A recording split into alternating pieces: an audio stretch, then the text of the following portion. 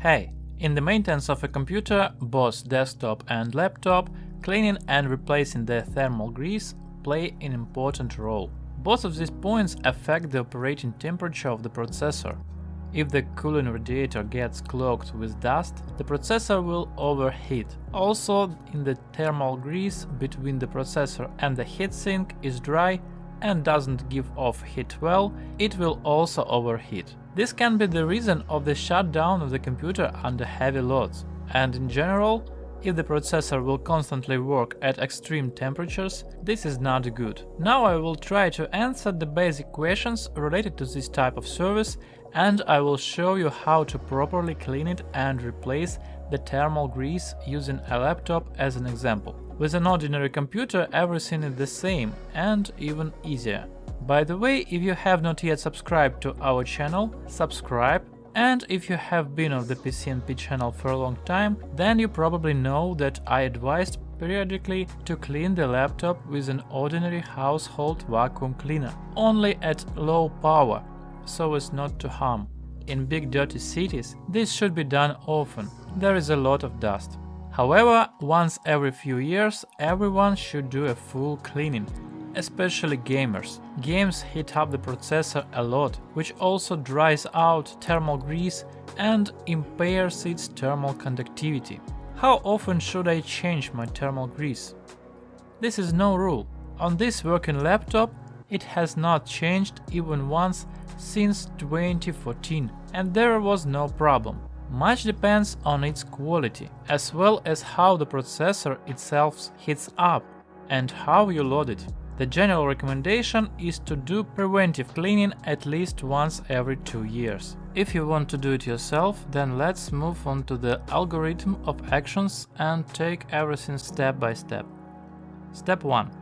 Disassemble the laptop. If everything is simple with a large computer, you unscrew 2 bolts and remove the wall of the system unit, then you will have to switch with the laptop and you need to be careful so as not to harm. First of all, turn off the laptop, take out the battery. There is a removable panel at the back.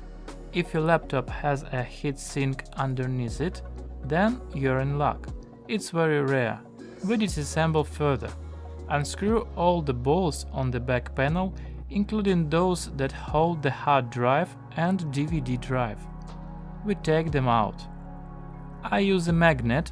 It is very convenient for storing small bolts so that they will not get lost in the process. Even the extra ones remain with the magnet. If this happens to you too, please like it. We pass to the front panel, and the main mystery is to find how the keyboard is attached. It can be snap-off panels that cover the bolts. I have these latches at the bottom, which you just need to press and gradually take out the keyboard.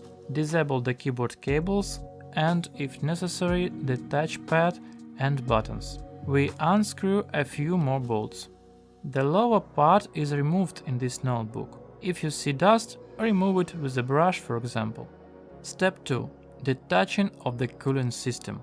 The copper pipes of the radiator are attached with 6 bolts, and the fan with 2 more. If everything is simple with the fan, the 6 bolts are numbered and you need to follow the order. When disassembling, we begin to unscrew from number 6 and the last number 1.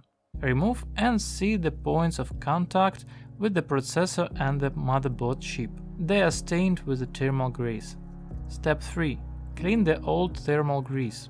For this, soft materials used, such as cotton swabs and discs. You can moisten it with nail polish remover. It dissolves dry thermal grease well. Clean the processor, chip and heatsink. Step 4. Cleaning the fan. We unscrew the small bolts and open the fan. Just wisps of dust gather here. I have a little of it, but still enough. We clean everything.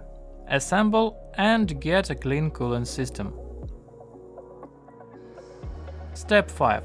Applying a new thermal grease. When you buy thermal grease, it is not worth saving. For one time, the minimum amount is enough for you. Therefore, it is better to take a small injector, but of a high quality. I have such a Chinese thermal grease in a thin injector. I don't know how high quality, but not the cheapest. Before applying, degrease the surfaces with ethyl alcohol, then we literally squeeze a drop of paste onto the processor and distribute it with a plastic cut in a thin, even layer. If it is transparent, it's okay. No need to make a thick layer. Thermal grease is not needed to separate the processor from the heatsink. Its task is to fill micro cracks and voids in the place of their contact. A very thin layer is enough for this. If the layer is too thick over time, the grease may harden, and this layer will only interfere with the release of heat, which means that you will have to repeat its replacement earlier. In the same way, we apply the grease to the motherboard bridge. Step 6. Cooling system connection. We carefully put the fan and the heatsink in place. By numbers from 1 to 6, we tighten the bolts, fixing the radiator, and we fasten the fan.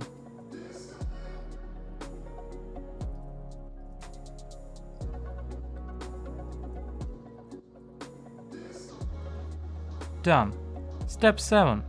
Assemble the laptop, putting everything together in the reverse order. That's all. Your laptop is now clean and fresh, completely ready for new adventures and tasks. Perhaps you still need to clean Windows? On our channel you will find enough useful tips and comparative tests which Windows is better. Thank you for watching. Rate this video with your like and comment. Write if you had to do such operations. Stay with us and see you on the air!